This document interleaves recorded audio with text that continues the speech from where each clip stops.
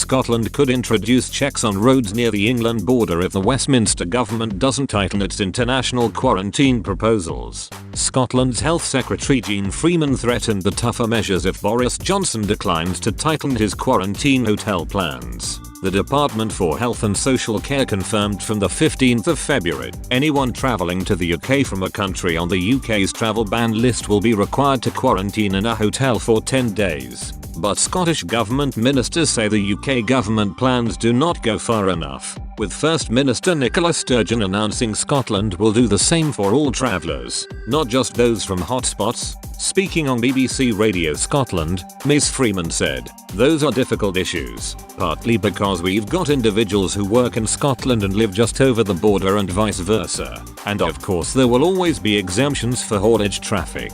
But we need to continue to talk that through with the UK government." When asked if there could be checks on the border with England if restrictions are not tightened by the UK government, the SNP government minister added, "I'm not saying yes and I'm not saying number. What I'm saying is, those discussions need to continue to see what more we can do. If we can't persuade the UK government to take the tough, clinically led approach that we are taking, then we need to work with them to identify how can we then continue to protect Scotland to the maximum level. Such checks could be carried out by Police Scotland or public health officials under expanded powers." But opposition parties and critics hit out and warned any measures introduced by the SNP-led administration must not be politically motivated. Oliver Mundell, Scottish Tory MSP for Dumfriesshire in the Scottish Borders said, "People living and working in my constituency need to know that they will be able to travel across the border for essential purposes. Speculation that border checks might be in place only creates confusion among people in close proximity to the border.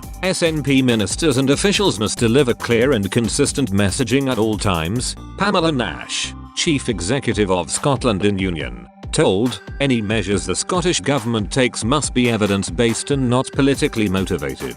The SNP must not use the ongoing health crisis as a proxy for building a border between friends, families and neighbours." Deputy First Minister John Swinney added discussions were ongoing between the two governments about the final restrictions. Speaking at the Scottish Government's daily coronavirus briefing on Friday afternoon, he stressed the importance of working collaboratively on a four-nation basis with the other governments of the United Kingdom.